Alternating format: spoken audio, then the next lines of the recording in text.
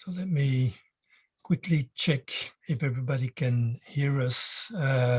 We are about to begin the webinar. We're waiting for a few more people. As you see, people are coming inside the room, and so to say. So we'll wait another maybe 2 or 3 minutes so that everybody gets in, and we're ready to start. All the speakers are there, and we're happy that you all arrive as well. Thank you.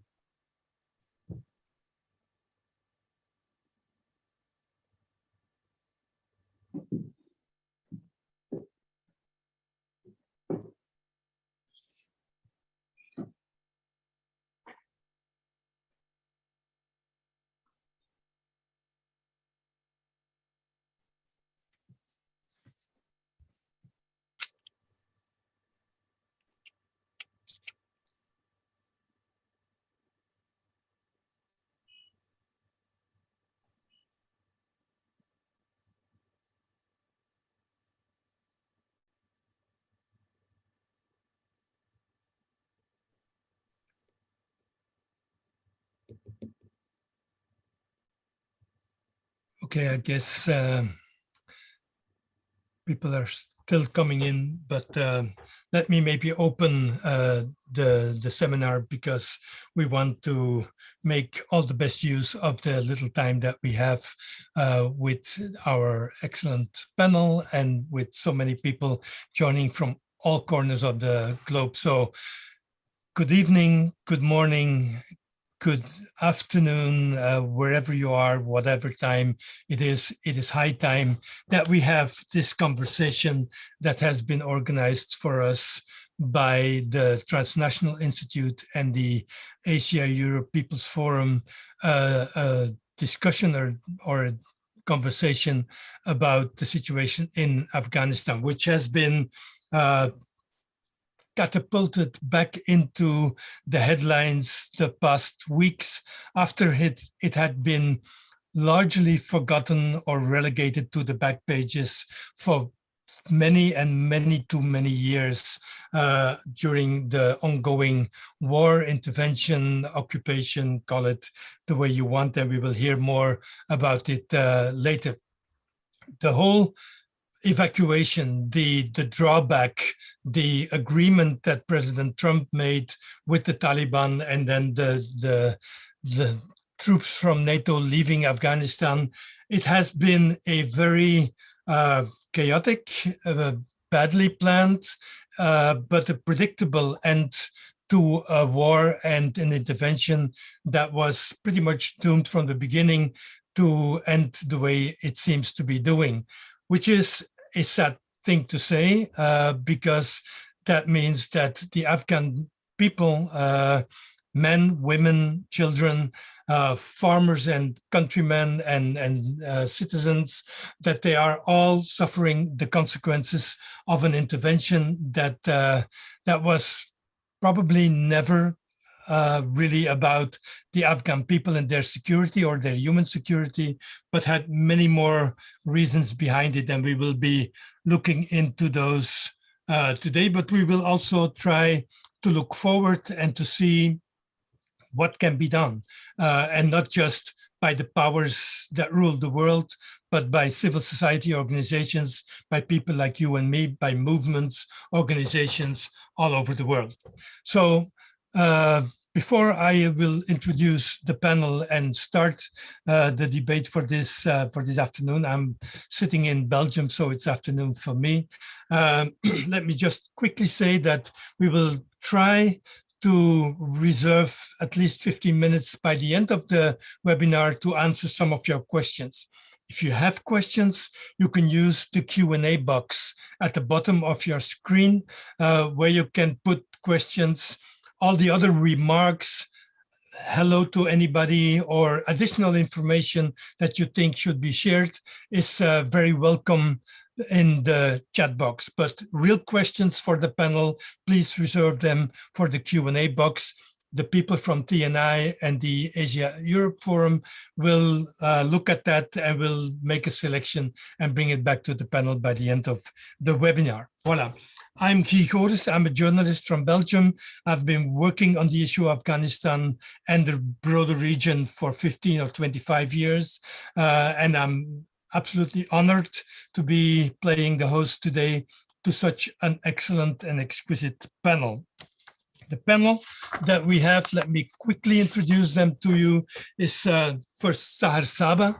Sahar is a women's activist, women's rights activist from Afghanistan, and used to be very active with the RAWA, the Revolutionary Afghan Women's Association, and a movement that has been active for a couple of decades already, fighting for the rights of Afghan women. Then we have Afrasaiab Khattak. Afrasaiab is a former senator from Pakistan and also the former chairperson of the Pakistan Human Rights Commission. He was born in the Kohat district of Khyber Pakhtunkhwa in Pakistan. And for those of you who don't know, that is a region bordering Afghanistan. So he was almost born to be involved in the Afghanistan conflicts and politics over the years, and he has followed them from very closely. Third, we have Achin Vanaik. Achin is Emeritus Professor of International Relations and former Head of Department of Political Science at the University of Delhi. He is a lifelong activist for, among others, nuclear disarmament. He has authored, edited, and contributed to so many books that we can't even start to name them, but they treat both India's political economy, communalism and secularism, but also contemporary politics and nuclear disarmament. Then we have from the same city of Delhi, Anuradha Chenoy. Anuradha is former dean and professor emeritus at the School of International Studies at the Jawaharlal Nehru University in Delhi. For the French, we say GNU. She has published authoritative books on human security, geopolitical impact of the rise of BRICS, but also on militarism and women in South Asia. And then finally, we have Khury Petersen-Smith. Khury is a fellow at Washington-based Institute for Policy Studies, and he researches US empire, borders, migration, war on terror, and his dissertation focused on militarization and sovereignty. So he's well placed to give us a look from Washington, or his look from Washington, not the look, because there are many, and his won't necessarily be the one from the White House or from the Capitol. Voila, these are the people that will be informing you. Thank you very much, all five of you, for taking time out for this important conversation. So the first question that I wanted to bring to these speakers is a very quick one, just to put us in the mood and to bring us update, but not just to give the news, but also to highlight what the news is telling us. And so the question is, what has been happening? Which developments have you seen over the past hours, days, or maybe week that you think is really important to understand and to highlight? Maybe one or two things, and then we will have a quick, let's say, a canvas on which to work on to get deeper into the situation. Sahar, can you give us your quick view on what is happening at this moment in Afghanistan that we should really know and keep in our minds? Thank you for this opportunity, and it's really important, as you said, the voice of Afghan people should be heard in this critical situation. It's a catastrophe, it's a tragedy that's happening in Afghanistan, and everyone knows. I'm personally very much concerned and emotional for the last almost 2 weeks, but even now, because the news and the stories and the experiences that we get from Afghanistan are disturbing, are heartbreaking, and it's impossible to really describe them in words. So it's not just about the evacuation, which happened, and we now see it's also ending. It's not just that, because what we saw lately in the media, all focus shifted to the evacuation, which also is a very important thing that should be done. And this is what Afghan people, especially those in danger, civil rights activists and human rights and women, and we know all those who have been against the Taliban and against this whole process, against the occupation. So it's really important. That should not be ignored. But at the same time, the media, the political concerned parties, or anyone who is interested in Afghanistan should also turn their attention to the great human tragedy, crisis that's happening in Afghanistan. And if I personally tell you, because I'm on daily basis in contact with Afghanistan, not only with my family, but through them with many others who are in the verge of humanitarian crisis. People don't have food, people don't have access to very basic facilities. And this is totally or at least to a lot of extent forgotten, and every focus is on the evacuation of, first of all, of the foreigners, of the Western people, and then of course those who are in danger. So this is really one of the important things that should be highlighted in Afghanistan. Yep. But also to listen to the and to hear Afghan people, to listen what they want, not just what we hear from the Taliban, and how they are trying to use their political tactics, or I don't know, to show a different image. And we all know that that's only to attract attention, that's only to attract support. And we all know that they are the same brutal, anti-women, misogynist, and religiously extremist people who will victimize Afghan people, and most importantly, women and those who are against. So it's really important to highlight. Then it's also important to really talk about the not only the consequences of this last 20 years of this occupation, as you said, and I fully agree that it was not intervention, it was not anything humanitarian or for the women of Afghanistan or for their freedom. It was an occupation. No one wanted them to come to Afghanistan. And they occupied our country, and they now leave so with a lot of embarrassment and shame, and spending billions of dollars, and many human casualties, and a lot of other things. So they should be really taken accountable for this. Yeah. They should. Let's take that further in the discussion. What I take from your first remarks is, first of all, there's a humanitarian crisis in Afghanistan we should not forget. Second, we should listen to the Afghan people. And third, and we will develop that further, the intervention was an occupation and people should be held accountable. But we will return to that part further in this webinar. Afrasaiab, we would like to hear from you what you have been seeing the past days that you think is crucial to remember and to understand. Thank you very much. First of all, I would like to thank you and the organizers of this webinar. I would like to open my remarks by saying that actually the so-called end game in the war of terror is basically the beginning of a new Cold War in our region. US is sort of out, US and its European allies in NATO are out to contain China. And that's why I believe Taliban have been re-inducted in Afghanistan from their bases in Pakistan.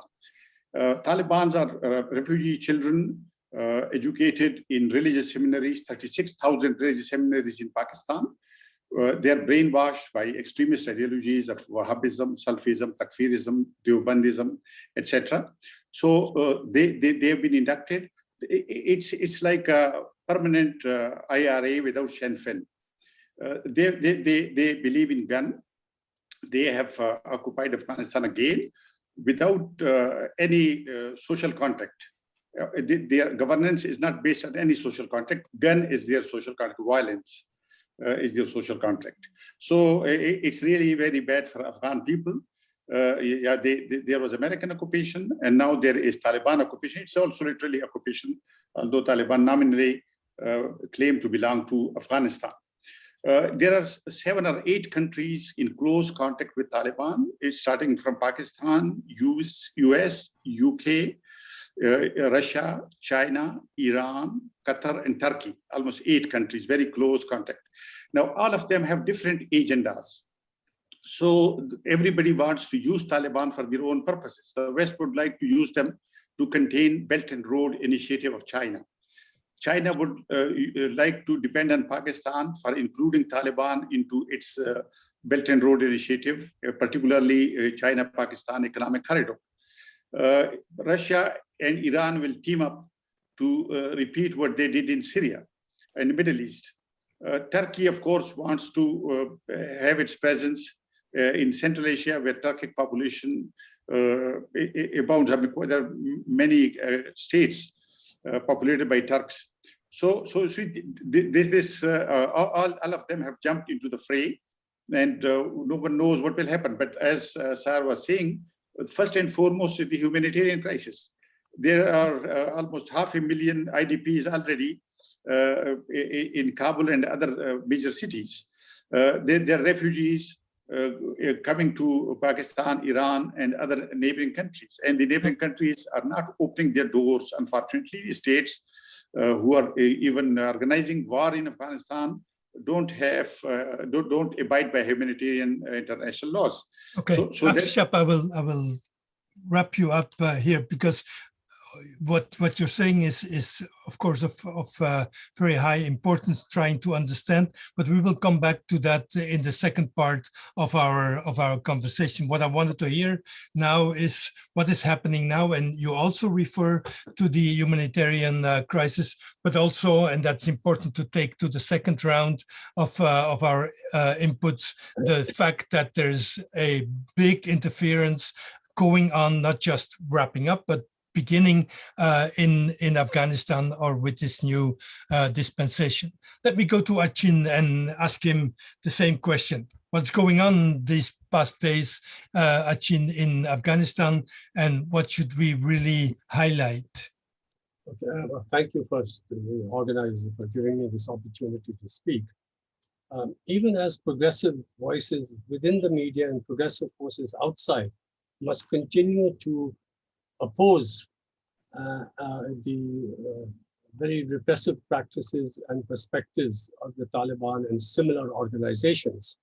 In the light of what has happened in the last few days, and even in the last few hours, I think it's very, very important that we progressives oppose the military re-engagement by the United States, supported by NATO, through its drones and its assurances of further bomb attacks. Incidentally, civilians have also been killed, to protect its occupying forces. Yeah. The United States should get out and stay out, and it is very important that this, what it has done, is not emulated later on by other forces which, in the name of human rights, will seek to justify and carry out external military intervention. Yeah. In the next session, I would, while I will say something about what I think progressive forces, civil society can and should do, I'll be focusing basically on what Pakistan, Iran, China, and Russia will want to do, which itself depends upon the evolving uncertain situation and developments within Afghanistan itself. Okay, we look out for that, because it's very important. But the one thing that you highlight here is US military re-engagement. It's while they're pulling out, they're re-engaging with different instruments with the drones, but with similar and catastrophic effect as we've seen yesterday with the drone attack that killed so many civilians again. Anuradha, same question for you. Yes, thank you. I'm delighted to be here with this wonderful panel. And to say that I actually agree with all my co-panelists so far, but I have two additional points to make right now. One is that we oppose the military re-engagement. And second, there is a very clear and quick legitimization going on of the Taliban. So again, civil society must continuously warn against excusing the Taliban and allowing them to have this the same kind of religious fundamentalist regime. It's not up to civil society to endorse the Taliban. That's second. The third is that whatever analysis I see in the press, one thing which is missing is that there are constant and repeat patterns in the conflicts in Afghanistan. This pattern comes from a combination of three elements. One is imperialism and militarist intervention. Second, these imperialist interventions are backed by imperial and militarist knowledge construction. And three, these are superimposed on local power and ethnic conflicts. And therefore, between all these three trends, they combine and promote, number one, they oppress Afghan people. Second, they promote global Islamophobia. And third, they promote religious extremism across the globe. So I will speak about these patterns in the later minutes that I have. Thank you. Okay, we will find that probably very engaging as well. Let's round up the first question. What's happening that we should look at maybe more closely than media or public are doing right now? Khury, if you look from Washington, what do you see that we should keep an eye on too? Well, thank you. I'm really honored to be here. And I've got the easy job because, of course, I find myself in agreement with my co-panelists. And if I could just add a few points about the points that my colleagues have made about the occupation itself, the 2-decade project of the occupation. What's happening right now, particularly in the media and especially the US media, is it's not that there is not a critique of that project. There's actually a rehabilitation and re-legitimization of it. And so neoconservative voices who were part of the invasion 20 years ago, people like Condoleezza Rice and Paul Wolfowitz, now have op-eds in the Washington Post and the Wall Street Journal. This is absolutely, appalling. And so that critique needs to come through. Relatedly, second point is that as there needs to be an interrogation of the entire 2-decade project of the occupation, there needs to be an interrogation of the withdrawal itself and the decisions that were made that were part of it. So just briefly, an example, the US pulled out before the withdrawal now in August. In June, of course, the US pulled out of the air base just north of Kabul, the Bagram Air Base. And actually, the month prior, the US positioned an aircraft carrier, the USS Ronald Reagan, in the Arabian Sea so that it could maintain bombing operations, even though they were pulled out of Bagram. They also arranged to maintain bombing operations out of Qatar. And so they figured out how to continue to bomb Afghanistan, despite withdrawing from Bagram and the other air bases, but they did not figure out anything. There was no plan about evacuating the refugees. That has to be interrogated.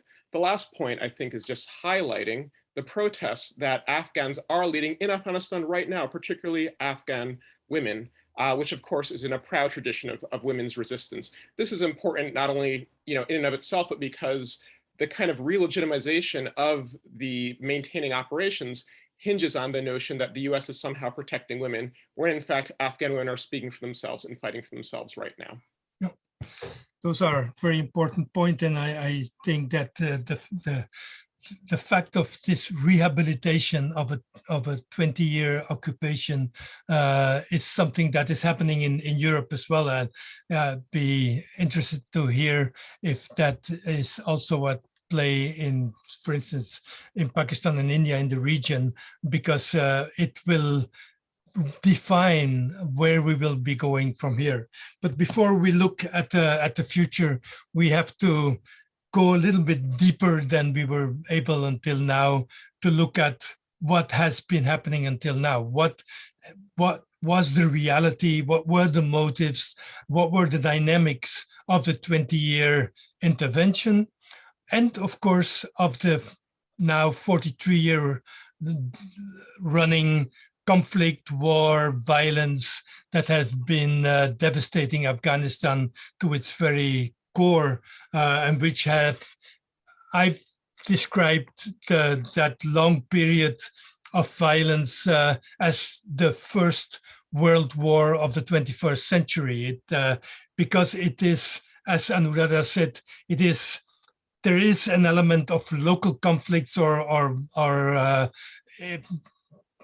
conflict of interests or of vision, but it has been overwritten by regional and superpower interests that intervened, that used the local players' interest coalitions. So in that sense, I've always argued that it is a kind of a first world war for this century. And in order to answer that and to make an end to it, we should understand it. What has been happening and why has it been happening? So I would like to give a little bit more time now to each speaker to develop on the question, why are we where we are now? What has driven the main players to bring us here? And what should the global public understand about the conflict in Afghanistan? Sahar, let's hear first from you what you have to bring to that question. Well, as you said, in order to understand what happens and where we are today, it's important, but we don't have time to go back to the last 40 years and what happened since 1979 in Afghanistan. And it was then when most of the progressive Afghans, including women, including the organization that I was working with, talked about the danger of these fundamentalist, religious extremist terrorists and support to them. And we all know, in the history shows, and it's very fact-based, that how these groups were empowered through money, through weapons, and imposed on Afghan people. So I don't want to go to that history and what happened and what consequences it brought for Afghanistan and its people. And this is, the last 20 years is a continuation of that whole process, which started by the USA and its other allies in the West and in the region. Most importantly, as Afrasaiab Khattak also talked about, Iran and Pakistan and many other Arab countries. Last 20 years, what happened and how it resulted to today's, because it all started with a big lie to Afghan people and to the people of the world and all the people of the countries which were involved in Afghanistan, which occupied Afghanistan. So it's very obvious that they were not there to really build, establish, or support Afghanistan, the country, to rebuild it. They were there for their own political interests, for their own agendas in Afghanistan, even if they try to deny the fact that Afghanistan maybe has nothing to offer them. But the question is, if it didn't have anything, so why you were there? Why you spent millions and billions of dollars and put your own people at risk? So this is one aspect of what happened, because it's a defeat for the USA, the NATO allies, but at the same time, it was not because of the Taliban or any resistance from their side. It was because of their own lies and their own failures and their own what dislike they have gotten from their own people. If we look at the USA and how people are protesting and what issues and problems they themselves are facing. So this is the international or the outside factors. It's very important. But then, of course, why it failed? Because despite our request, and I would say all those progressive and freedom-loving human rights people like us, we asked for the UN intervention in if nothing else. So that was, we asked for that in order to disarm all the armed forces, all the armed parties and groups that were involved there. But instead we saw Afghanistan was handed over to the criminal, brutal warlords, fundamentalists, most importantly, the Northern Alliance fundamentalists, which we unfortunately even now see in the media to give a different image to them again and to revive them. And it's a betrayal to Afghanistan and its people.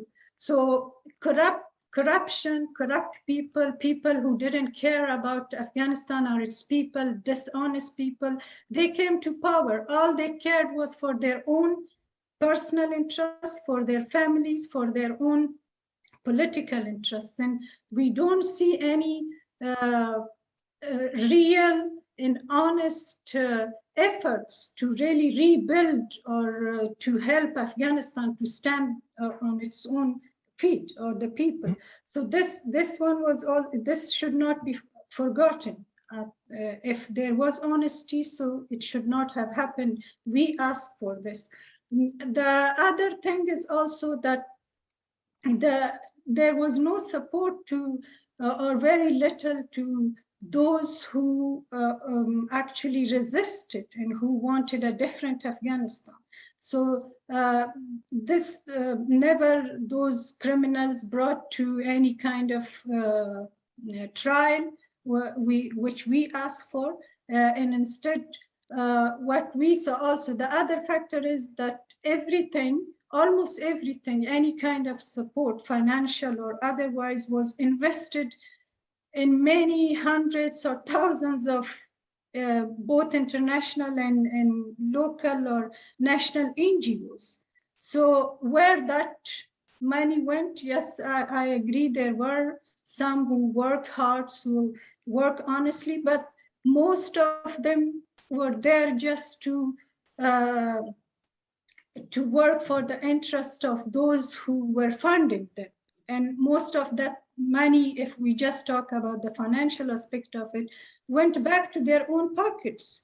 So it never reached to the real people and their need. So all of these factors and many more combined led to what we see today. And it was not unexpected.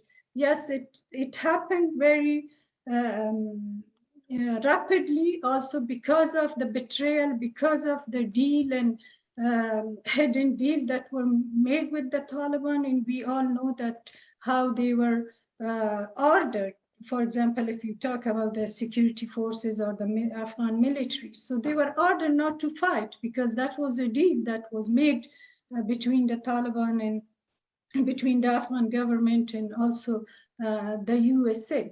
So many factors led to where we are today.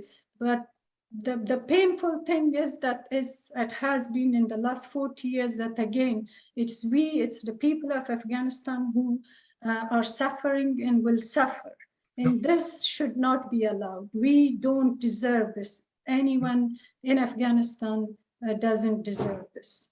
Sahar, one quick question, because in the beginning you said it was portrayed as a nation-building effort, as an intervention that was meant to build up human security, women's rights, human rights. That was not what it was about. Why? What was the interest, according to you, of the West to spend all the time, resources, and human lives in Afghanistan for 20 years? Well, it's the geopolitical interest they have in the region, but also, I mean, all of these imperialist countries need to have their weaponry or their war machines going on. So where should they have done that better than Afghanistan, unfortunately? So Afghanistan became a battleground and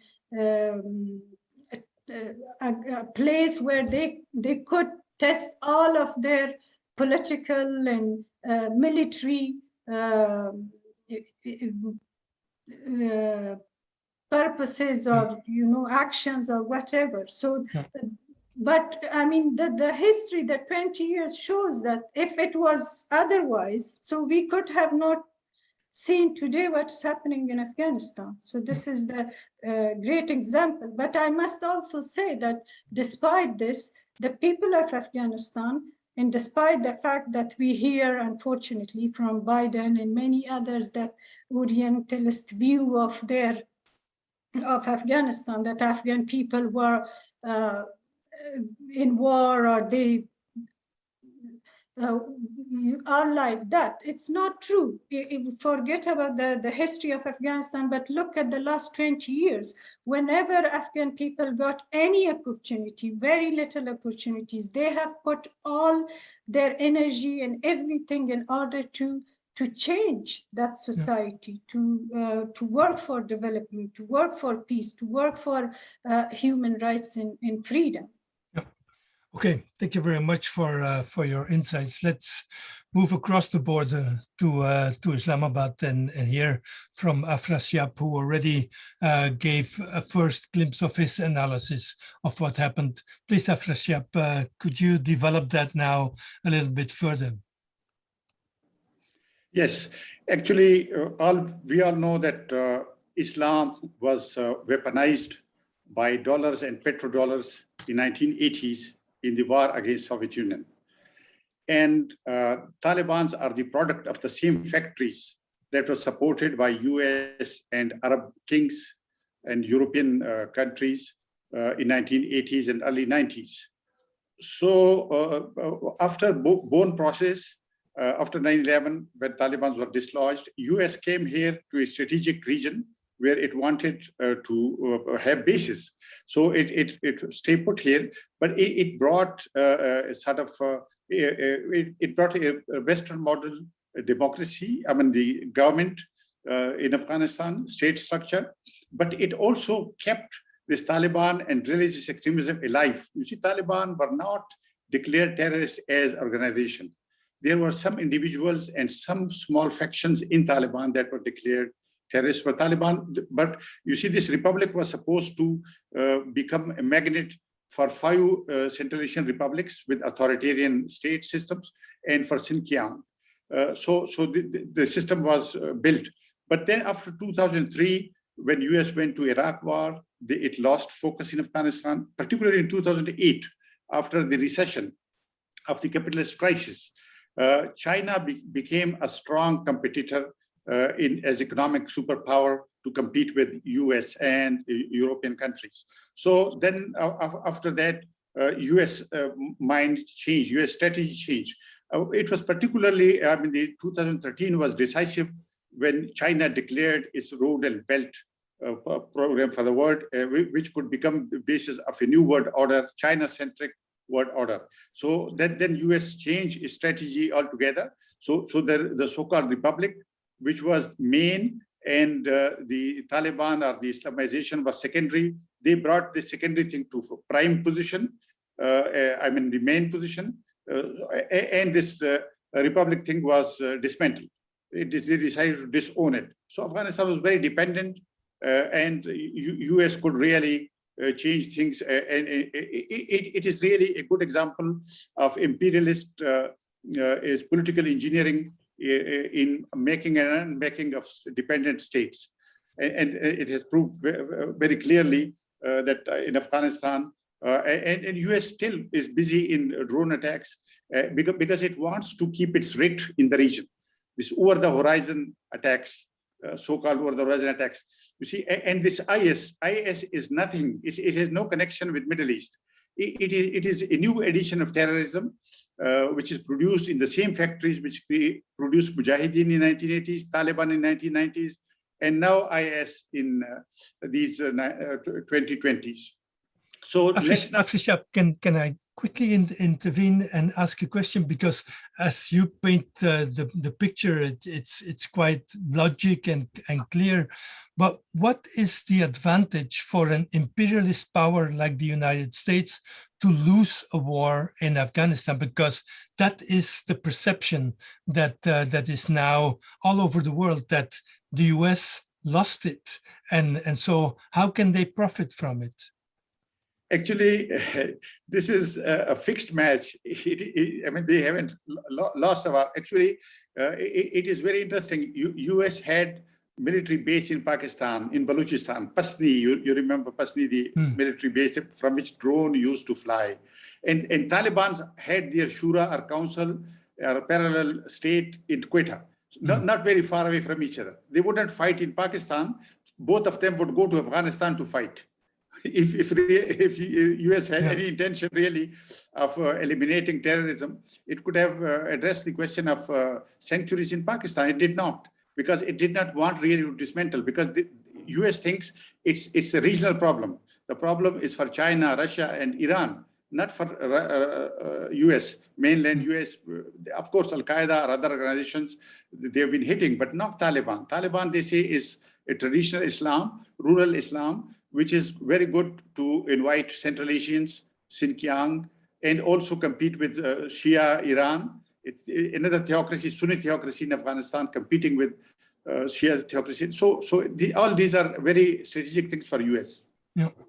Okay, thank you very much for that clarification and for the way that you quickly run through more than 40 years of history and trying to highlight some stepping stones to where we find ourselves now. Achin, let's get your analysis. You announced the main players that you want to look into. Please give us your view. Yes, I won't be looking at the past, but I will be saying something about possible developments now and in the coming period. Okay. And of course, let's be very clear that the major neighboring powers, as well as the European states and the US and so on, will shed crocodile tears for the Afghan people. But these states are much, much more concerned with pushing what they consider to be their important economic and political interests. However, with regard to the neighboring powers and US and others, this will also be connected to what happens within Afghanistan. They would like some kind of stability, but on what terms? And what do I mean by possible developments in Afghanistan, which will shape their approaches? Two things. Taliban, one, what will Taliban do about the Haqqani network and forces like ISIS outside of it? Because these are forces which are anti-Shia and which are committed to the export of radical Islam, which creates problems for neighboring states.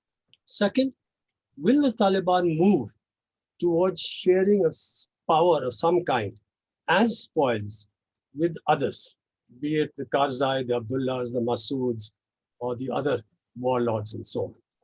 In other words, will they provide some kind of a stability this way? Otherwise, there is a real possibility of a civil war type situation again emerging, which none of these developing countries and others particularly like, because it makes the pursuit of their interests much more difficult here. Let's take China. China would be very happy to go along with this Taliban regime, but it is concerned that the East Turkestan Islamic movement, which is connected to the Uyghurs, should be kept under control. In which case, of course, it's very happy. It has already important economic development in copper mining. Afghanistan is enormously rich in a whole series of metals and could actually develop substantially through an extractive policy, developmental policy, which of course has very negative perspectives with regard to the environment and elsewhere. but this would really depend upon foreign support. Afghanistan has the largest lithium reserves in the world, which is very, very important for the information age, and China is the world's largest lithium consumer. And of course, China would like to push the BRI to Pakistan and then to Iran.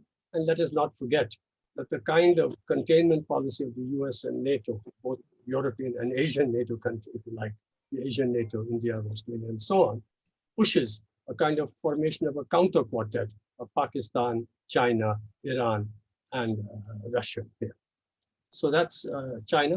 What about Pakistan? Historically, Pakistan's geopolitical importance for the United States was towards West Asia, where it had a strong connection with Saudi Arabia, and towards Central Asia. Both of these now have profoundly diminished for the United States. The United States now has connections with Saudi Arabia, UAE, and along with Israel and so on, and Pakistan is much less relevant. And now that they're out of Afghanistan, the importance of Pakistan for Central Asia becomes less, which doesn't mean that the United States doesn't want to intervene in Central Asia, but it'll look to the Central Asian republics. So the Pakistans also want some kind of stabilization for this Taliban regime to establish itself. It doesn't want a refugee influx, it doesn't want opium, and it would like to move towards a situation where it can be part of this counter quartet. What about Iran? Iran is Shia, but is perfectly happy to go along with the Sunni pro-Taliban Sunni if it can stabilize matters, provided it doesn't make complications for it by attacking the Hazaras who are Shias. So this question of Haqqani and others becomes important. And of course, it doesn't want refugees and opium trade coming in there. What about Russia? Russia would like to economically develop. It doesn't want, here it's very important, it sees its sphere of influence as being the Central Asian republics of Afghanistan, Uzbekistan, and Tajikistan, particularly Tajikistan.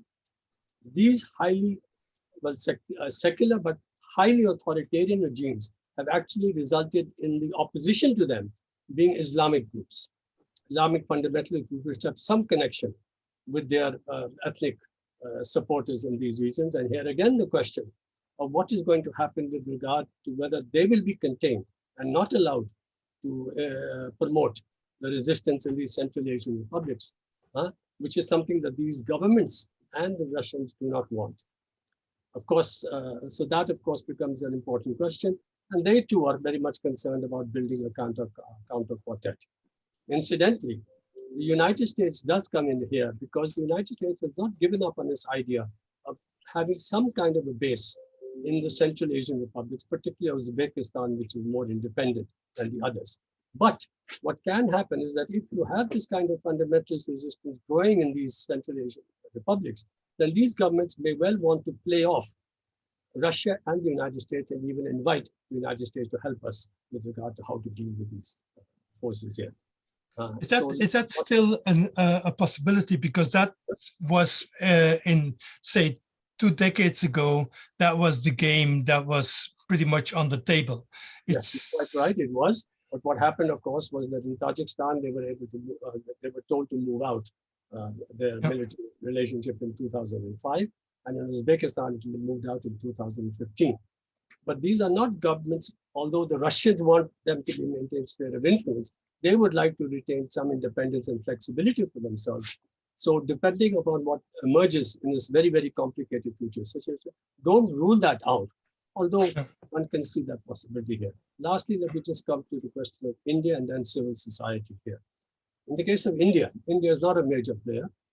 India will, independent of the United States, may or may not open diplomatic relations with the new regime. But as for a serious relationship, some kind with Afghanistan, this is utterly subordinate to its far more important relationship with the United States. And therefore, it will be reactive to Pakistan to what the emerging relationship between the United States and Afghanistan is. But this ugly Modi Hindu nationalist regime will certainly be using the criticisms of Taliban, justified as they are, for utterly unjustified defense of their own Islamophobia and promotion of their Hindu nationalism. As for the question of what. Shall we keep the civil society for the last round, Achin, Yes, because sure. that's when we will all look into that. There's the question of the conflict or the tension, and I would say the conflict between Pakistan and India.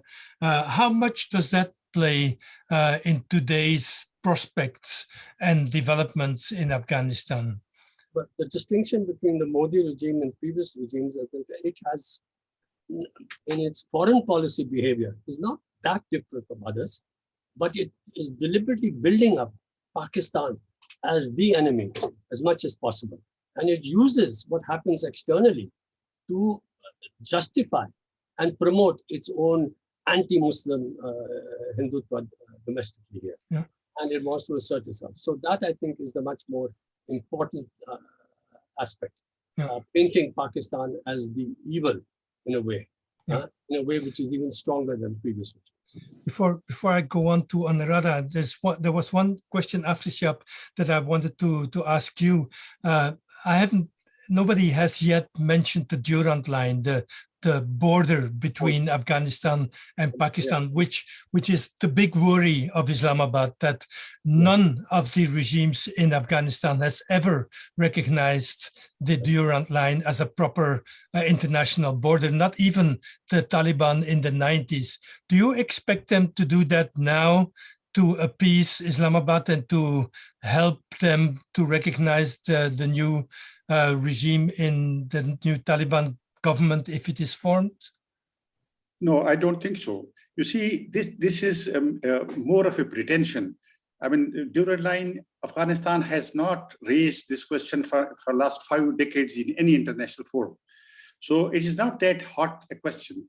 Pakistan uses it when it wants to, but actually Pakistan doesn't recognize the Durand Line. It has been sending hundreds and thousands of people to Afghanistan to fight.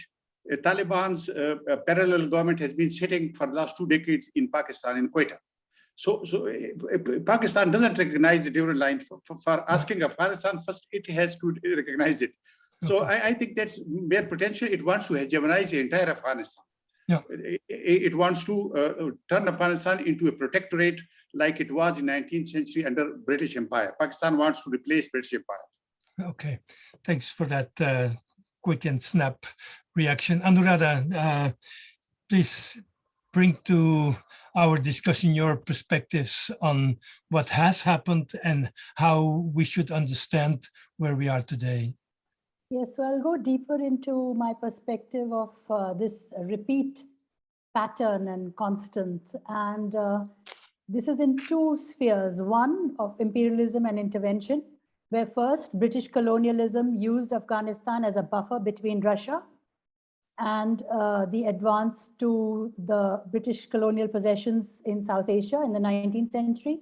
Second, the Russians used intervention in Afghanistan to fortify their positions in the Cold War, as we know, trying to uphold a pro-Soviet Afghan regime. And then whatever followed, the creation of the Taliban, the Mujahideen, backed by the US and Pakistan, and the massive inflow of arms and mercenaries. And then the Russian withdrawal, which was seen as a geostrategic victory by the US and its allies and by Pakistan.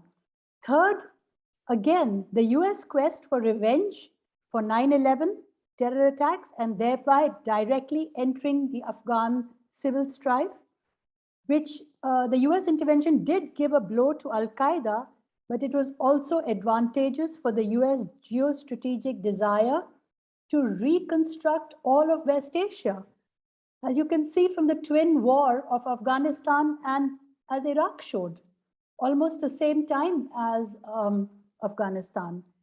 And now the US withdrawal is again being seen as a victory by Russia, China, Pakistan, and by forces of religious fundamentalism. Now, the fourth in this is that regional powers and their conflicts and militarisms are in play in Afghanistan continuously to date. So if Pakistan has supported the Taliban and the nurturing of the Taliban, India supported the Northern Alliance. And even now, the Northern Alliance is seen as heroes, again in the press. US versus Iran and Iraq have played out in Afghanistan on the borders. Saudi Arabia and Turkey and their search for regional influence has played out in Afghanistan and its militarism. So all the internal divisions in Afghan civil war, all these countries have used and continue to use these. And you can see this in how they are repositioning themselves in this. So there is going to be a repeat again, unless Afghanistan itself can stand up against all outsiders. Then second point is knowledge construction that support these interventions.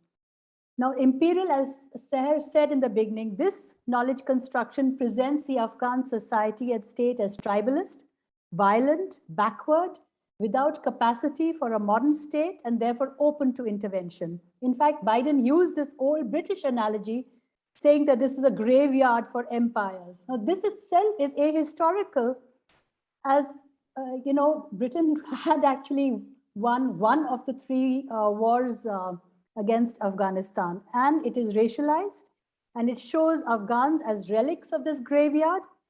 And anyway, all wars produce graveyards, not just Afghanistan.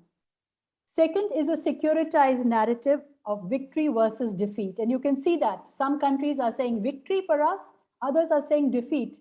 No one is talking of the Afghan people, or they're talking about protecting their own borders, as Achin has shown. Russia wants to just protect Russia and send the Central Asian borders. Iran wants to just talk about its own borders.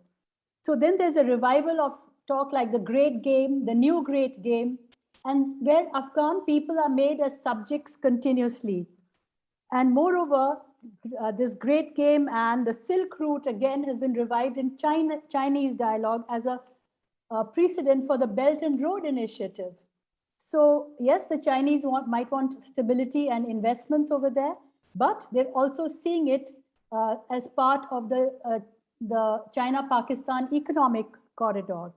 Then third is a perception of threat perception by EU and the Indians, who see this primarily as a threat from terrorism, Islamic fundamentalism, not looking at their own fundamentalisms, and drug trafficking. After all, the Taliban has sat on a huge narco state, actually, which produced 90,000 tons of drugs the last few years and distributed it across Central Asia, Pakistan, India, etc. So all these approaches and this kind of knowledge construction is actually, yeah.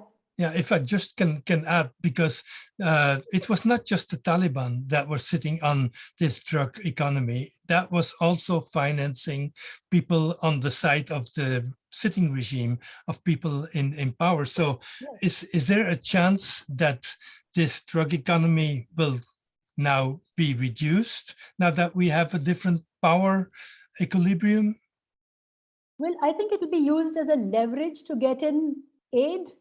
And if they're not given assistance, then they would use this, the drug economy. It's true, and it employs millions of Afghan people. It is part of the rural agriculture. Mm-hmm. So you'll have to give employment to millions. There is also the shadow economy. There is the corrupt economy. Even now, Sahar would know, people were giving money to get onto the evacuation planes, I believe $25,000 US. So all this is common knowledge in our region. But we all know that how terribly it's impacting the Afghan people, and how this new regime, the Taliban, is going to use this to get legitimacy, to extort more money, but they have to be held accountable, and they cannot continue with this kind of either politics or political economy. Thank you. Anuradha, you said that in your first part, you said that all the interference and the meddling of regional or superpowers should end, or can only end, if Afghanistan can stand up for itself. Now, what are the chances that is happening after the Taliban take power just 2 weeks ago? sadly, it doesn't seem that there are great chances, because the Taliban, even the state structures which were existing from the previous regime and from the Americans, they're not using those structures. They're using their own structures. So they're bypassing state institutions, whatever little there were, and using their own, very autonomous structures to take decisions. If people are being killed, they're saying, oh, this is an autonomous group and they're not used to the new system. So currently there's no regime. There is no governance. The Haqqani network apparently controls Kabul.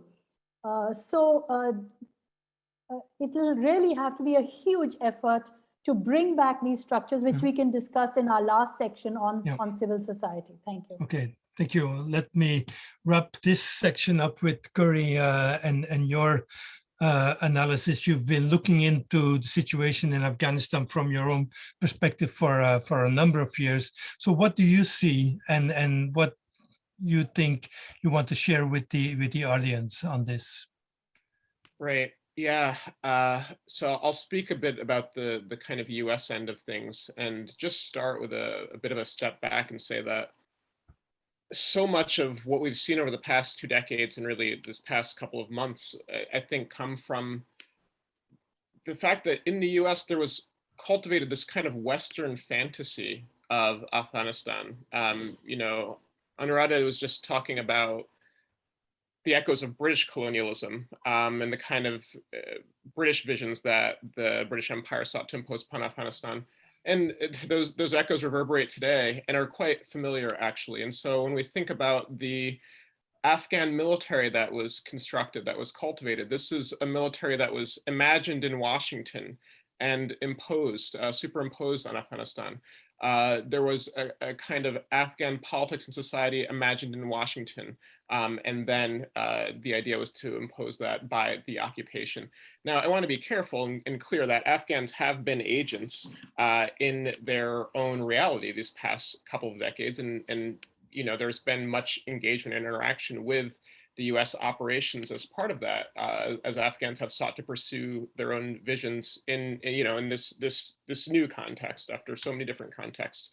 But Afghans have not been allowed to direct their society. Those frames were imposed by Washington, and it didn't work. I think that this, just to remind us, the conversation has changed so much, even over the course of the past several weeks, but the kind of swiftness with which the Afghan military fell and the surprise that resulted in the US, and particularly in Washington, I think in so many ways was the product of the fact that this fantasy that Washington had didn't match up with the reality. I think that they really believed that if they just pumped enough billions of dollars, if they just sent enough weapons, if they just put the right people in place, then the US vision for Afghanistan would survive. And obviously it's been a different reality has kind of played out. The last point on this, as part of this point, it's not just a fantasy of Afghanistan that was developed in Washington, but a fantasy of the United States as this kind of benevolent actor that was there to help Afghanistan.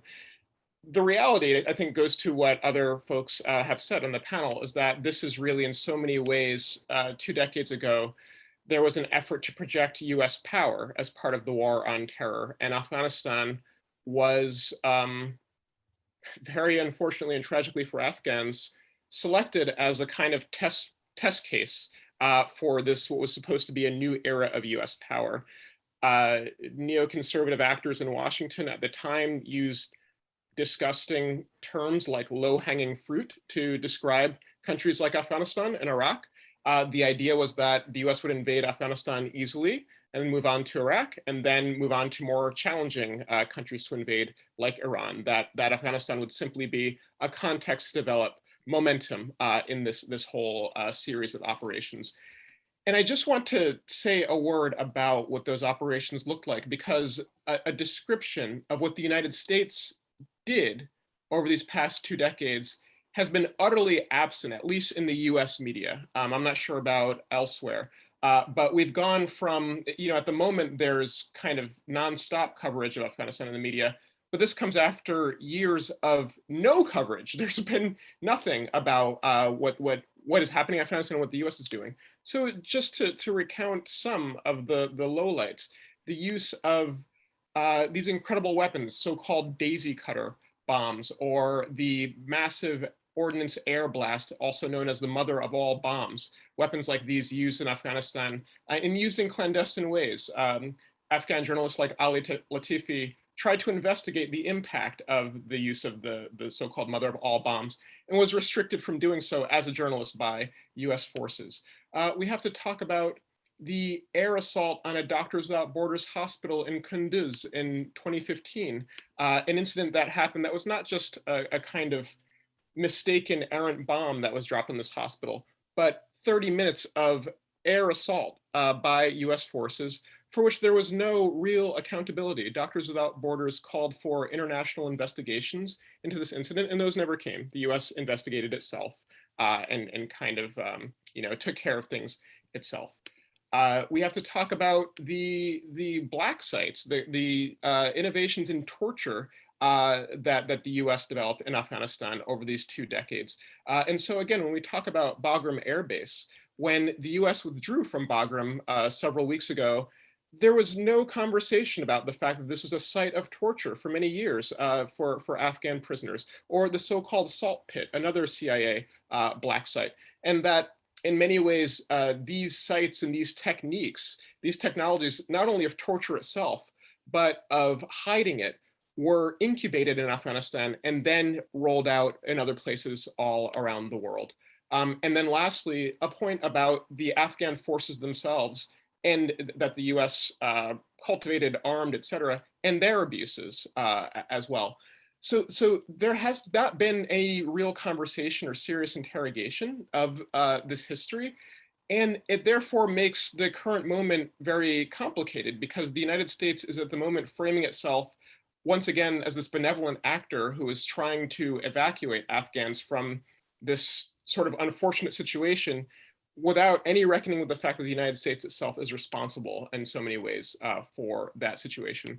The last point I'll make is that this is, of course, critically important when we talk about Afghanistan in itself, but actually for other places as well, because keep in mind that the US is still carrying out so-called counter-terror operations in various countries around the world, and actually in many ways expanding the war on terror. And so it's really critical, again, that we have this critical interrogation of what the US has done in Afghanistan and what it's doing now, because the fate of Afghans rests on it, but also the fate of so many people around the world. In that context, one quick question. You referred to the mistakes, to the fantasies that Washington cultivated for itself, that if they put in enough money, if they worked with the right people, then things would work the way they wanted. Is that, I've been asking this question to many people in the past decades, is that a failure? Because I can hardly imagine that a system that is so large, so well funded, so full of intelligence that it can just not understand what they're doing. So I've always been asking, is this a failure of intelligence or is it something deeper? Right. I think the main point is that the entire premise that the United States knows what's best for Afghanistan and that the world would somehow be better after the US launched the war on terror. This entire premise is false. And again, we can talk about Afghanistan, we can talk about places all around the world to see how catastrophic this has been. Within that context, you can see that there are all kinds of miscalculations. But I think that the tendency, especially when it comes to the Pentagon itself, they'll say, "Oh, we were mistaken apparently when we, we hurt the wrong people, or we expected this military to last longer." But they don't question the underlying assumptions that underlie the whole project to begin with, which is wrong. So in that sense, I don't think the United States makes mistakes.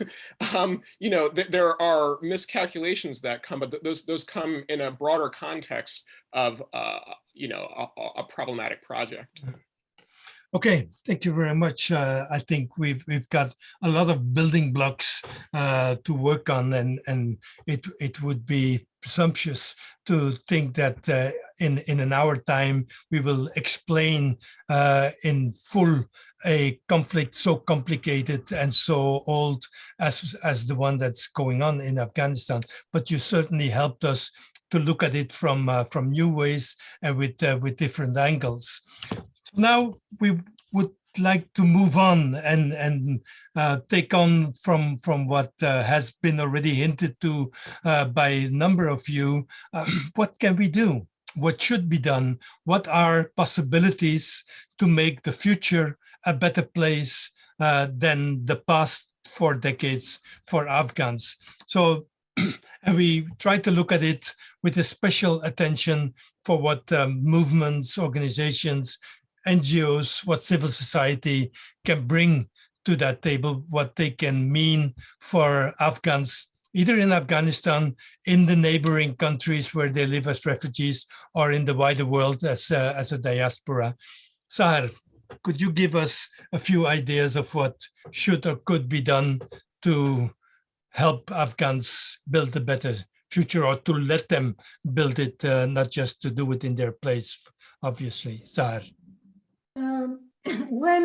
As we see, unfortunately, in the media, and as the panelists have rightly talked about, that there are different interests in Afghanistan, regional, and of course, they are trying to deal with Taliban in different ways and use this so-called stability or whatever, which I don't believe will, but according to them, will come through Taliban. So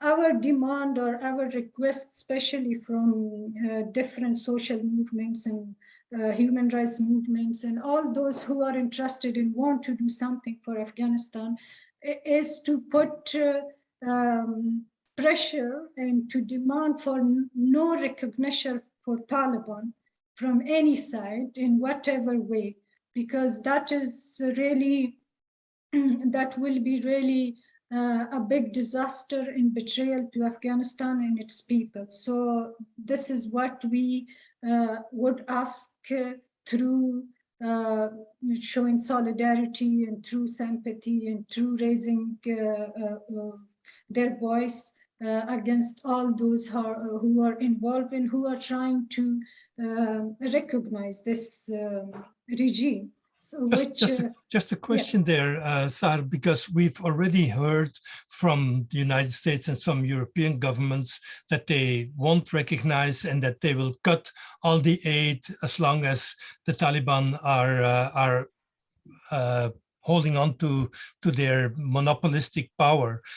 Don't you fear that if you say don't recognize the new regime, that will aggravate the humanitarian crisis that is already showing? No, because there should be found other ways, and that was my other point, that while not recognize this regime, which is not capable of really ruling or really administrating a country, as Anuradha saw rightly, that they are not capable. They have no such capacities or abilities to do so. But at the same time, there are, for example, through the United Nations and different other agencies to really take care of this humanitarian crisis that's happening there. So this doesn't mean that while not recognized, it will stop the help or support to the Afghan people. I don't think so, and if they are really interested, there are different ways to do so. So this is one thing, and the other thing is also that this huge refugee crisis and also the human rights activists who are in danger. So it should also not be forgotten. Our fear and concern is that as soon as all the US forces leave, which I don't know, by tomorrow is the deadline in all other European countries, so Afghanistan once again will be on the way to be forgotten. And this, and also to show that things are okay and they can manage living there. And so that's also our concern, that these people should be evacuated, they should be protected, because this is the responsibility of all those who created this, this disaster and this catastrophe. There's also a big need, because we should remember that this is not the same time as in 90s when the Taliban for the first time came to power or to Afghanistan. It was a different Afghanistan in different time. Afghanistan was in civil war for 4 years, a brutal civil war. People were tired and people had not really any big picture of the Taliban. It was a so-called new established movement, and it was a different time. But Afghanistan and its people now, after these 20-25 years, are different people. So they have, with a lot of efforts, tirelessly achieved a lot. And it's so painful to see that they are losing that, and they will not. We have, as we maybe talked about, there have been protests in different parts of the country by women, and maybe we have someone who actually organized a protest against the Taliban in Kabul. So these people, these women should be supported, should be protected, and should be given a chance, an opportunity to raise their voice. So this is really an important thing, at least that we can think of and should do. Okay, thank you very much. Afrasaiab, can we get your ideas about what could or should happen next? I think I agree with Sahar that we should sort of keep saying that Taliban is an occupation militia sent from a neighboring country, from Pakistan, and supported by other neighboring countries and world powers for their games. And there are UN reports that it is accompanied by a terror syndicate. Al-Qaeda, for example, is there according to UN reports. This Islamic movement of Uzbekistan, IMU, this East Turkestan Islamic movement, a movement from Tajikistan, and TTP from Pakistan. All these groups are there with Taliban. So it's the terror syndicate is there. I'm saying that, I mean, I don't think we will be able to stop others to recognize, but what we can remind about the illegitimacy of a militia which has no social contract. You see, Afghan government had many problems. There was a lot of corruption. There was a lot of misgovernance, so many things. But you see, there were not a single demonstration in favor of Taliban during all these last few weeks when Taliban were advancing militarily. People were fleeing. I mean, people don't like them. I mean, they don't have political capital, and they don't care about political vision. So I think we should keep on exposing them and attacking them. Secondly, I want to say that every project, even imperialist project, has unintended consequences. You see, Afghanistan, major challenge was that it was pre-modern. It lived in pre-modernity in 20th century. You see, in these few years, it has gradually modernized. The Kabul used to be the only city.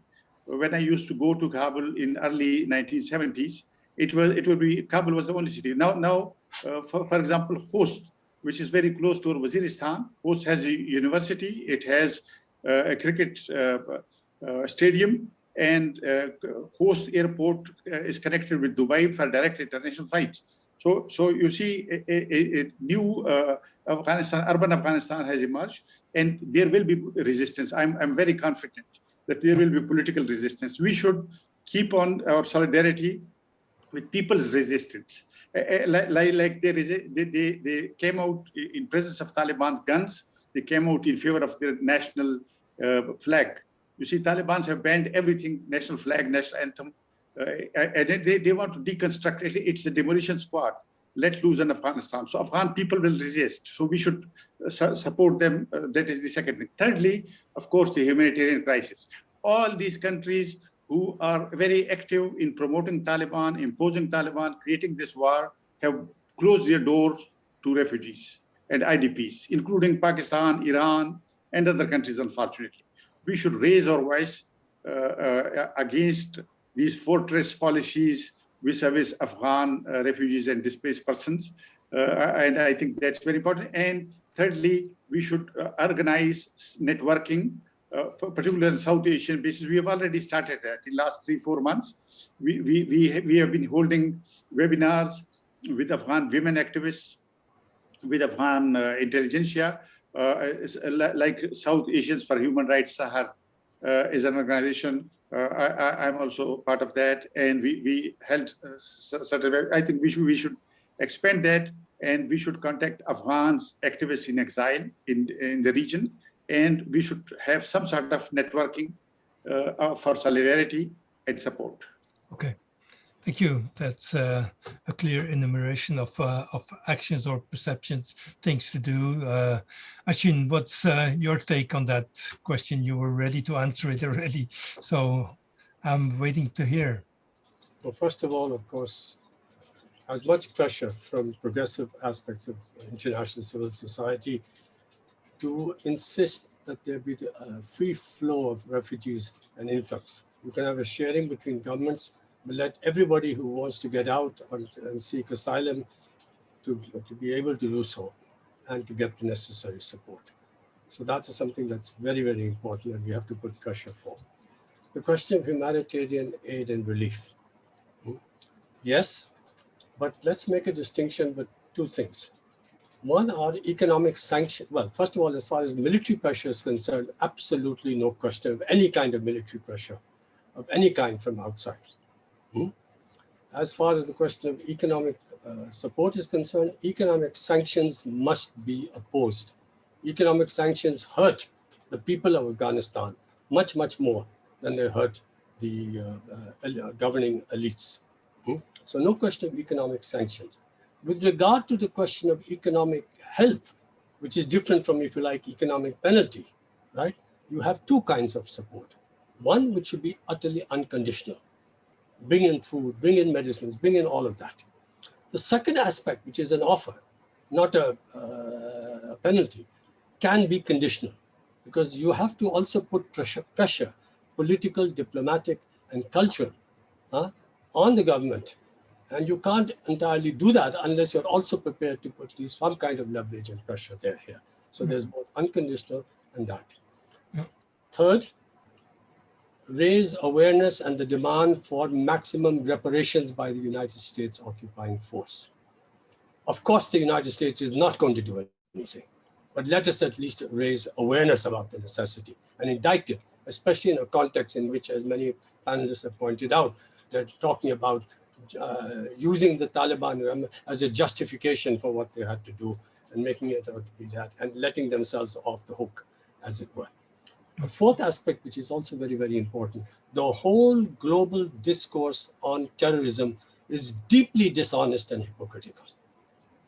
When you use labels like terrorist organization, this, that, etc., you're creating a binary in which you're separating one category and then justifying whatever you do against them, and letting another category get off the hook. You must understand terrorism as a reference to a category of means, a technique, a tactic, a method, and not a reference to a category of persons. It is precisely because it is a reference to a category of means that you have three kinds of agencies: the individual, groups, and states carrying out terrorist actions.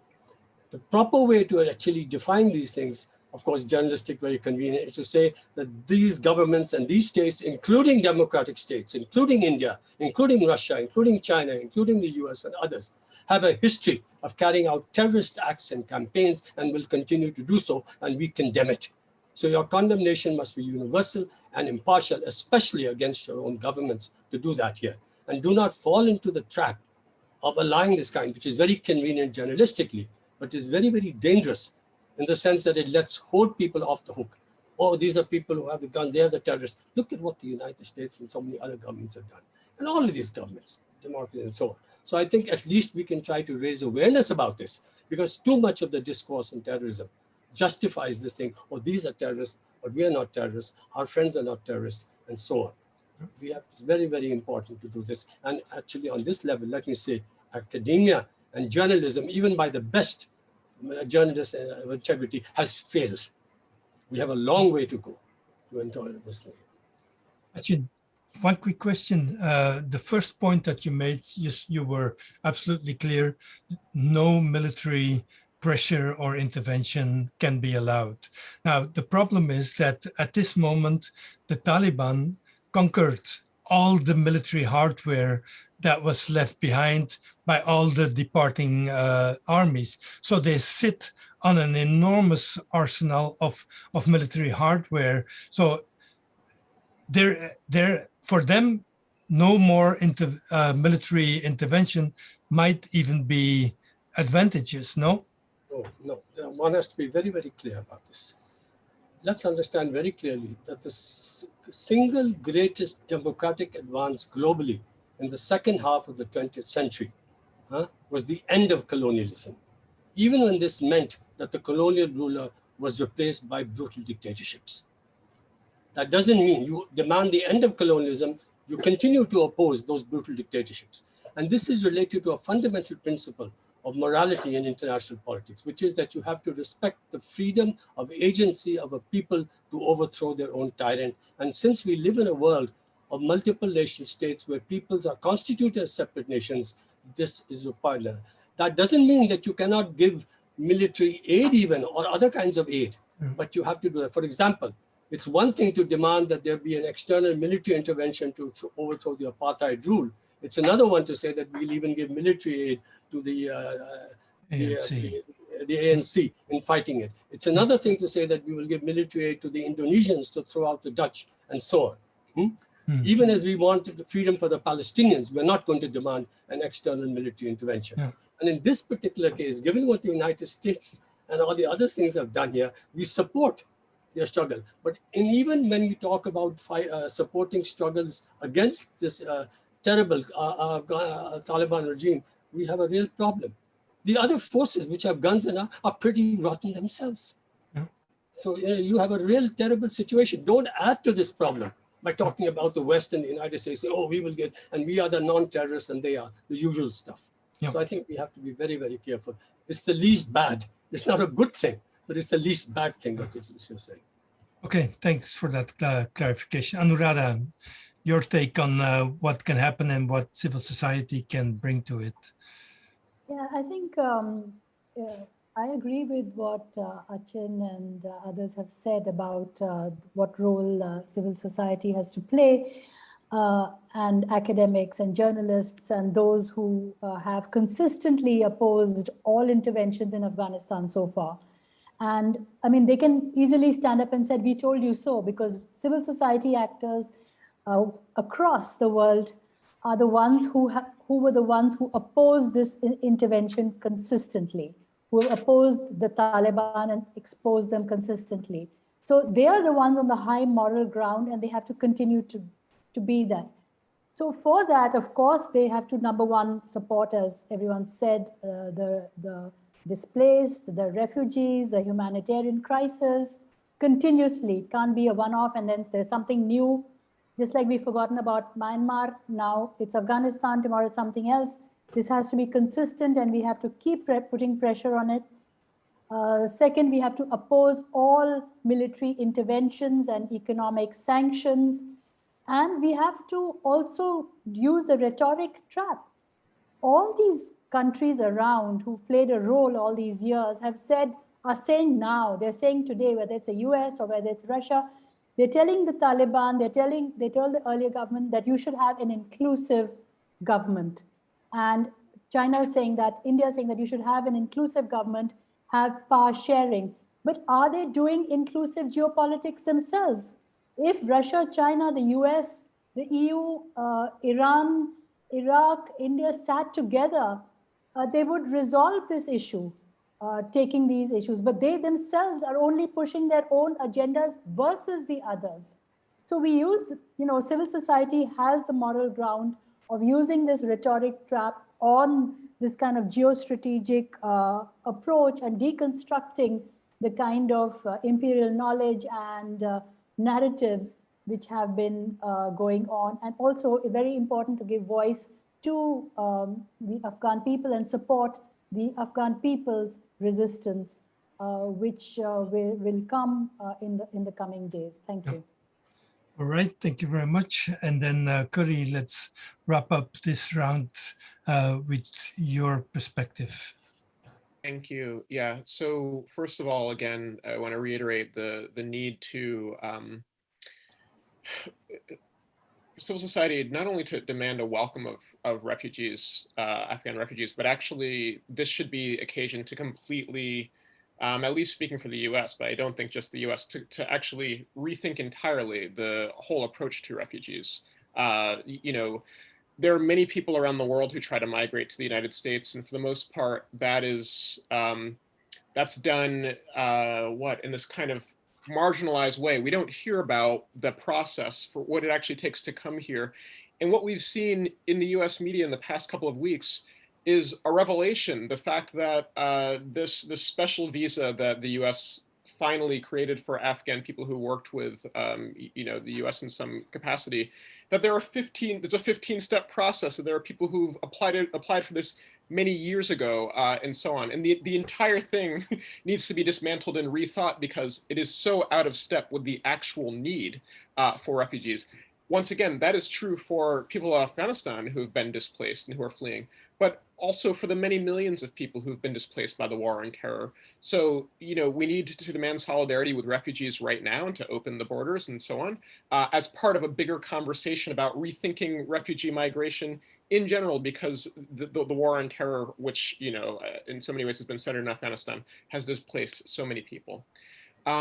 Then I think about the question of demilitarization. We've been talking in this whole session about how, certainly when we think about the US's history with Afghanistan, we're talking about the past 2 decades of militarization, or going back to 4 decades of militarization. And I invite us to consider, what would 20 years of demilitarization look like? What would 40 years of demilitarization look like? What would it look like to actually dismantle the systems that have been developed to militarize Afghanistan? And so for us located in the US, of course, that means confronting the government and, ending the military operations, ending the CIA operations, the military aid, and so on. That is, stopping the harm. But it's also about a different kind of commitment to the Afghan people. And one of those, I want to second what Achin said about reparations. The United States owes reparations to Afghanistan. This is not a question of US aid in the sense of helping Afghanistan, but rather there was damage, there was a harm done that has to be repaired in a way that should be directed by Afghan people themselves.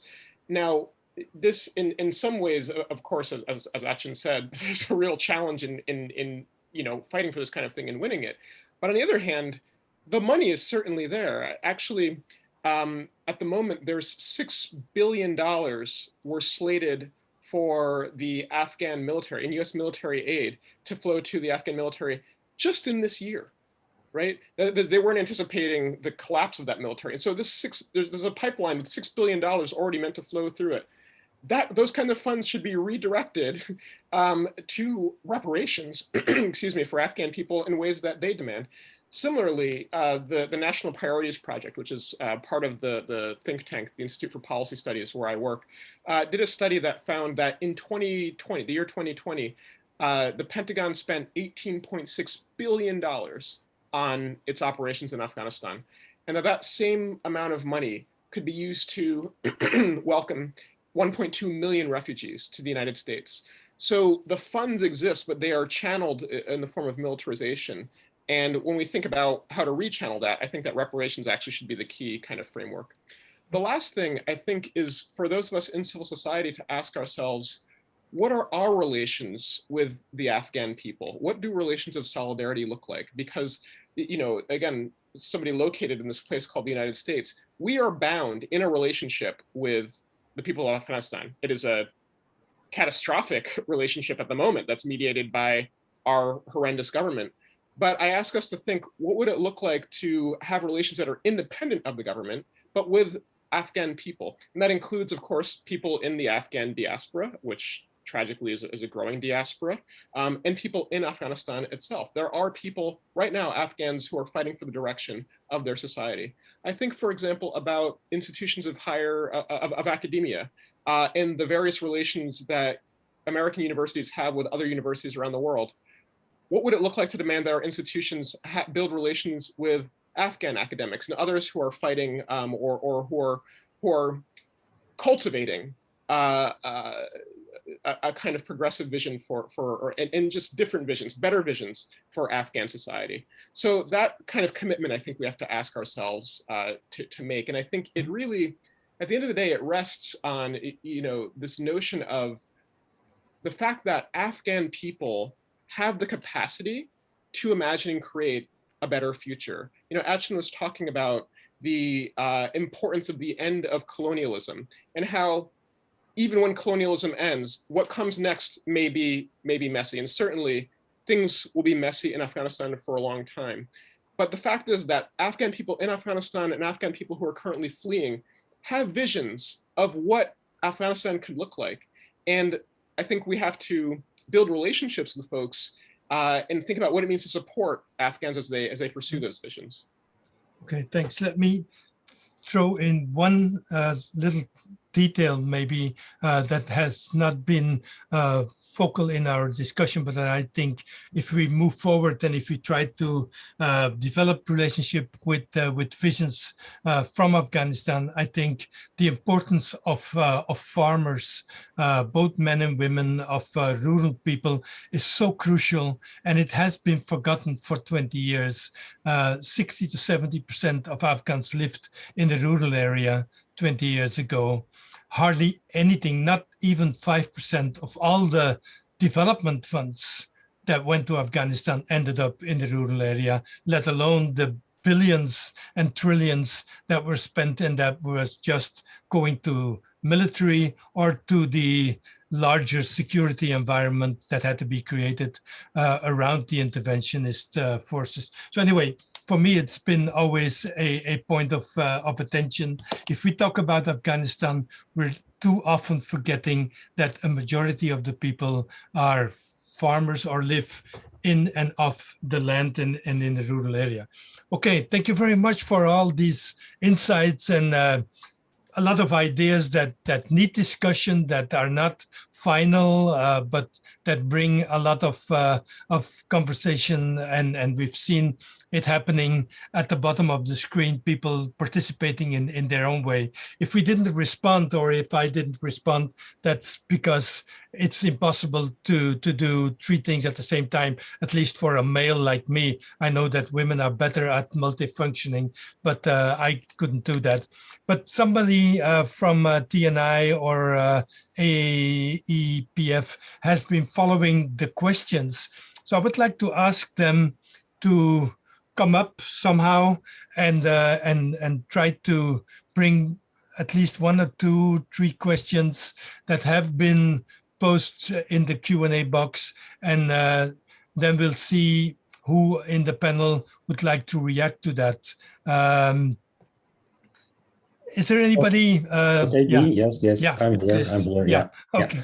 Thanks. Yeah, there has been a lot of comments, lively discussion in the chat box, and also some questions in the Q&A. I think one that is interesting is also on the, let's say, the ISIS threat. Where does it actually is situated? And there are many other similar factions in the region. Somebody remarked that it might be like a bit used also in the media to make the Taliban look more as a moderate faction. So that was one interesting remark. of the many interesting remarks. I think also the role of Pakistan was highlighted. I mean, as long as, let's say, the situation or context in Pakistan will not change, it will be very hard to build up Afghanistan. And I think also what you mentioned, like the rural area, how is the situation in the, say, outside the cities? Is there any idea of what the situation looks like? How are people there reacting to this dramatic change of, say, the regime? So Okay. that's a bit 3 questions that I can already put in here. Okay, thank you, Chris, for doing that. First question, quick clarifications. IS Khorasan or Daesh Khorasan province has been in the news, of course, after the attack that they did on the airport a couple of days ago. But is it a maneuver? Is it real? Is it a danger? I asked somebody in Kabul just 2 days ago whether there was a danger that if the Taliban would move a bit to the center, that some of their militants would move over to Daesh. He said no, because Daesh doesn't belong to the Hanafi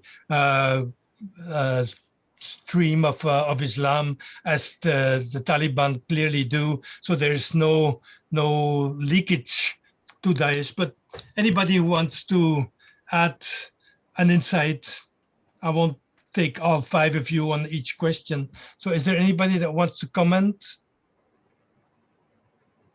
Achin, I see you want to. Yeah, I would love. Achin, yeah, please. Please. Please. Afrasaiab, yeah, please. Yeah, actually, I don't agree with your friend from Kabul, who, when he told you that they have a different jurisprudence, Islamic jurisprudence. You see, Osama bin Laden was a Hanbalite, Imam Hanbal. He believed in the jurisprudence of Imam Hanbal. But you see, Taliban, who were Hanafis, very closely united politically. So political Islam overcomes these jurisprudential differences. So let's be very clear about that.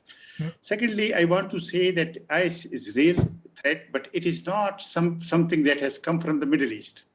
It is the continuation of the militancy of Mujahideen, Taliban, and IS. IS is a new addition. I agree with the analysis that it will look Taliban moderate. Now they will be, the Taliban will become good Taliban, and IS will be bad Taliban. You see, it has been happening during all these 40 years. We have seen good Taliban. So it's bad Taliban, and they will be doing things, dirty things. I mean, I know most because they're in eastern Afghanistan, very close to us. Not far away from Peshawar, and their supply lines is the same. The old line that was always for Mujahideen, for Taliban. Now the same supply line is supplying them. So you see, they are sort of they will attack Shias, for example. They will tomorrow, Eastern Turkestan Islamic movement, if they move, Taliban would say, oh, we are not doing it. We are acting against them, but what can we do? Daesh is doing it.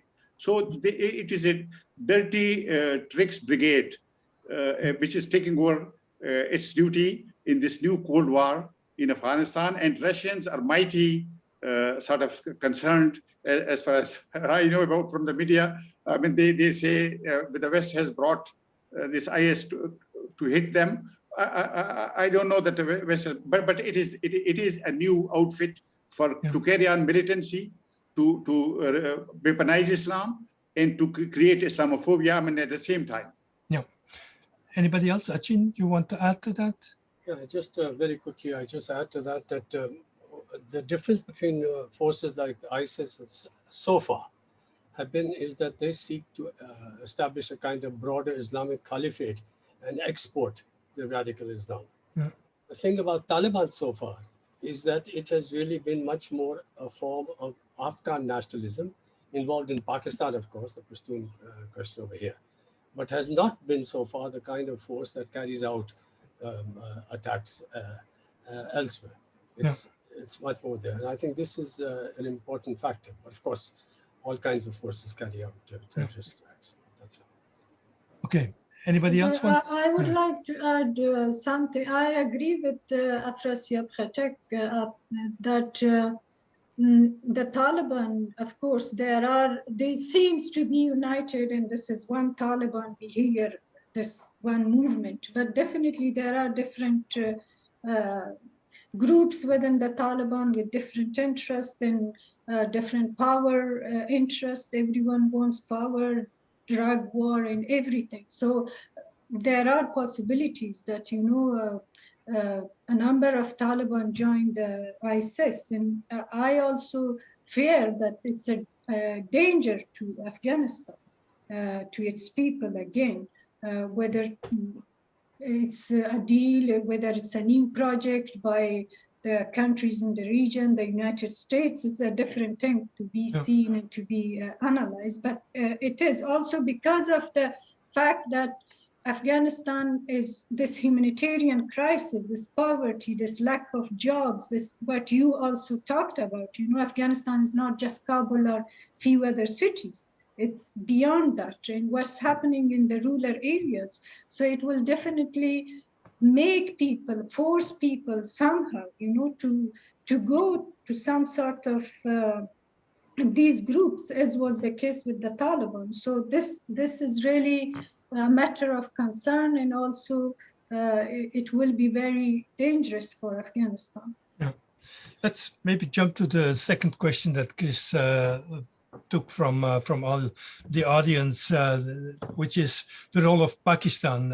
And I know that we could make a real long separate session on the question of why and how and in how far Pakistan, and especially then ISI, has been part of this Afghan project or Taliban project.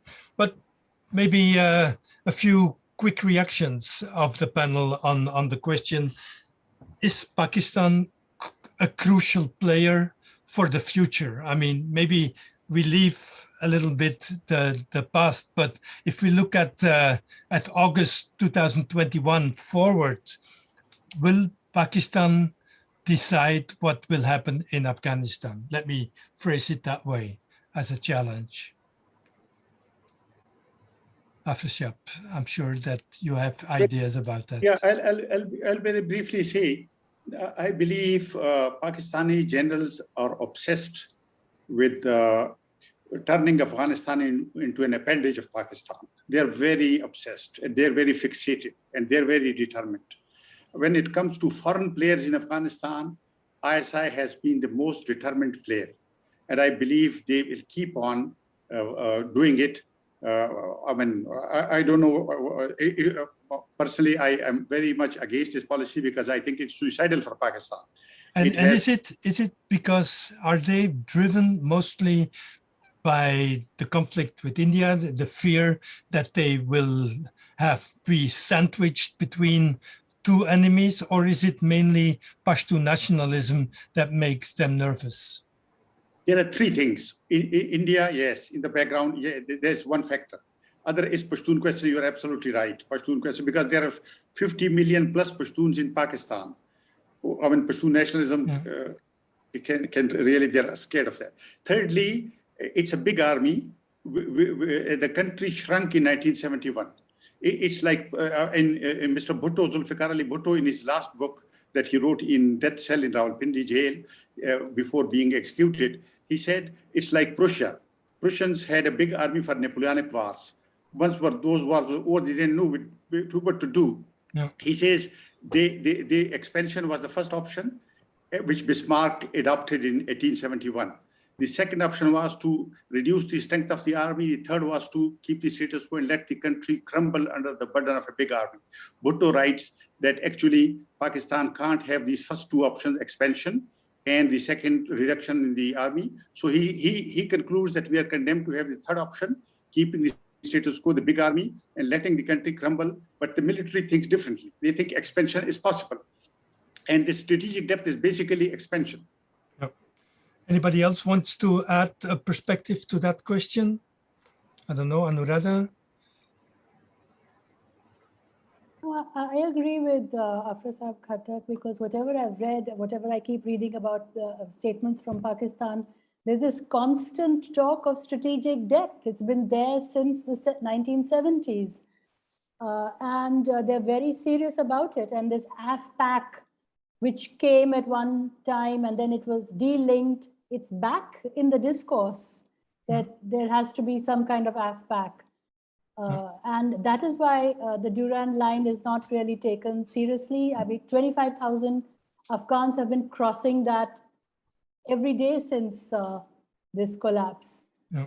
And Pakistan feels that they have had the burden of these refugees. So actually they are owed reparations, that they should be given all the assistance. Yeah. So I think they're going to leverage this for the next, milk it for the next 20 years with China, with Russia. You can see in this pattern, which I talked about, when the Russians went, it was a victory for Pakistan. When the Afghans have gone, even their prime minister has said it's a victory. So both times there has been one constant victor, and that's Pakistan.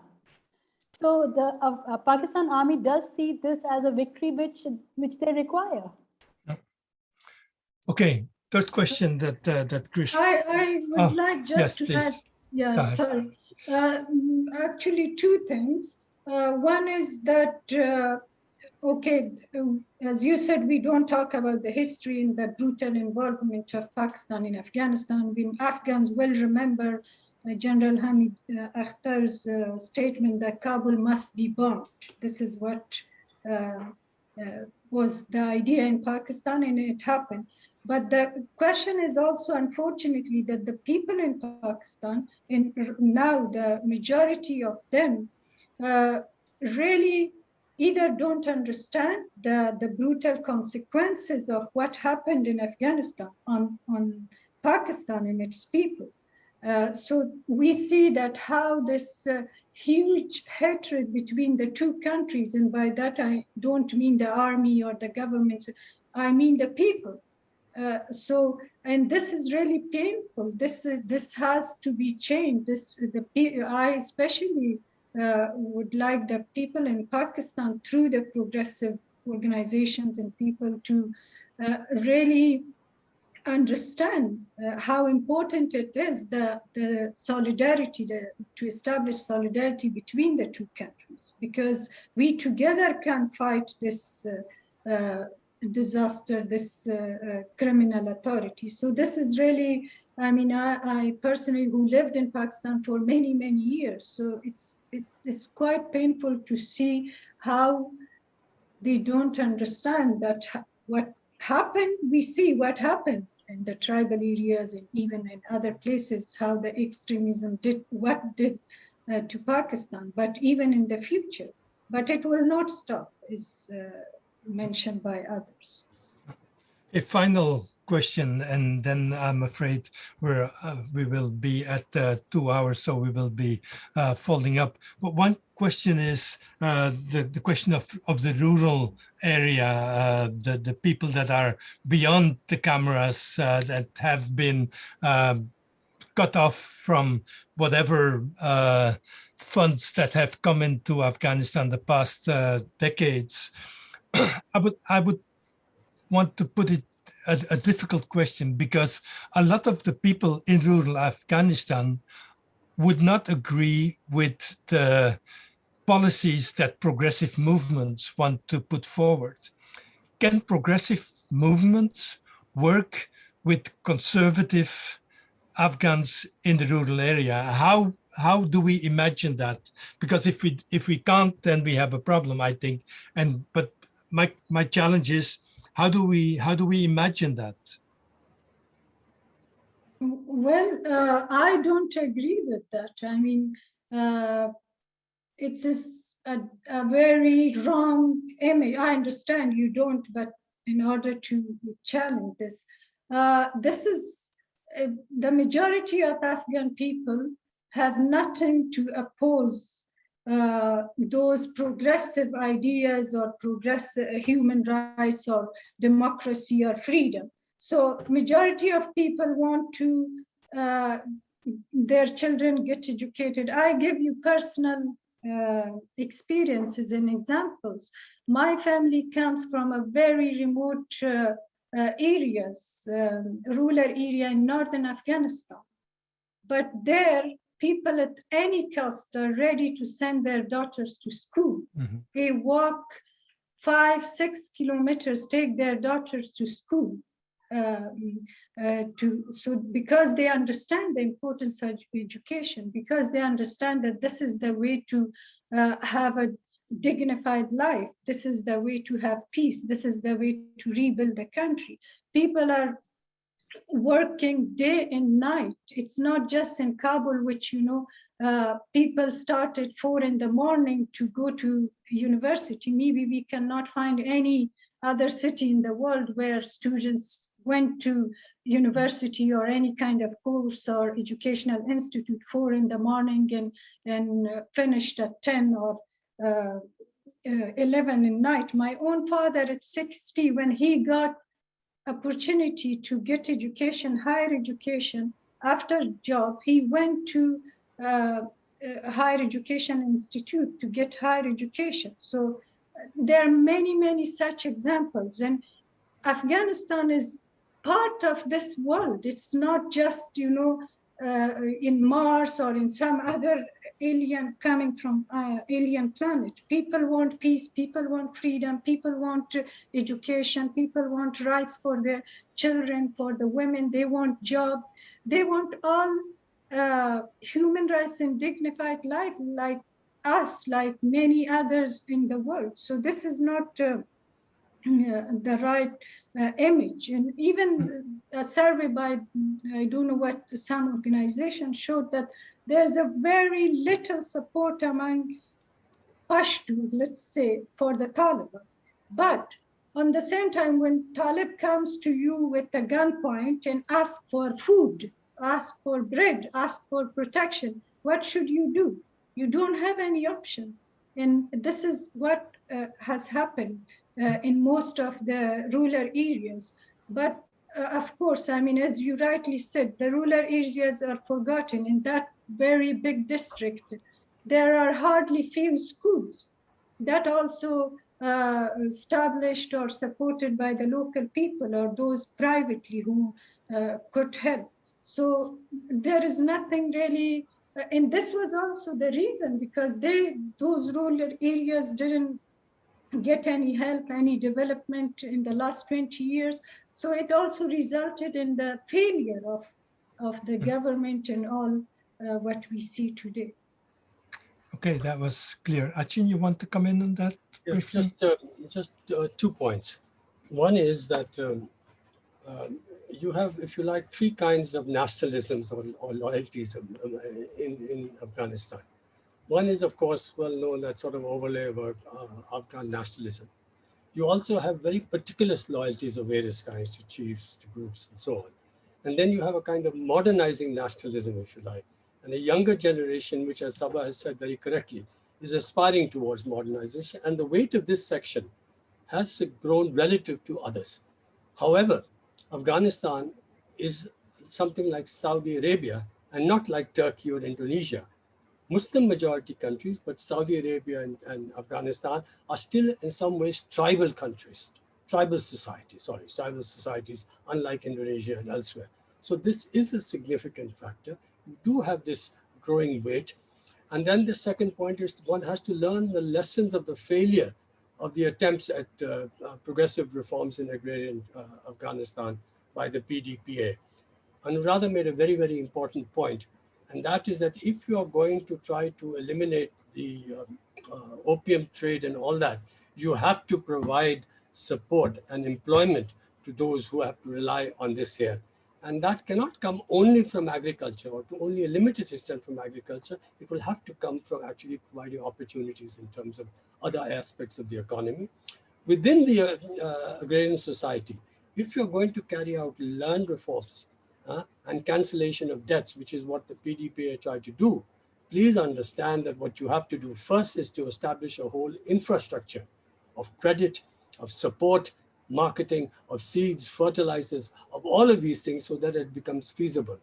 And all this also depends finally on also altering the political relationship of forces in Afghanistan. So it's a very long-term thing, but I think it's something that a signpost of where we can head. And let's hope that one can move in that direction. Okay, I'll wrap it up here because it's we've been going for 2 hours, and I'm sure that there's many things that need to be said, many questions that need answers. But today was just bringing together bright minds and a large global audience to think through the Afghan crisis in a different perspective than what we are presented with by our governments, our mainstream media, and certainly by our militaries. I would like, in the name of the organizers, thank Sahar Saba, Khury Petersen-Smith, Anuradha, Chenoy, Afrasaiab, Khattak, and Achin Vanaik for bringing their best ideas, their bright insights, and their very close engagement with the situation in Afghanistan and with Afghans to this conversation, so that we all leave the room, the virtual room, more enlightened than how we came. So thank you very much, everybody, for being here. Thank you very much for bringing your ideas, and hope that that this will not be the last time that we talk to each other, and that we motivate each other to not let Afghanistan slip away, but to help to stand with the Afghans and help them formulate, build their own future, because that is what they deserve without military intervention from whatever power. Thank you. Thank you. So nice of you. Thank you. Thank you.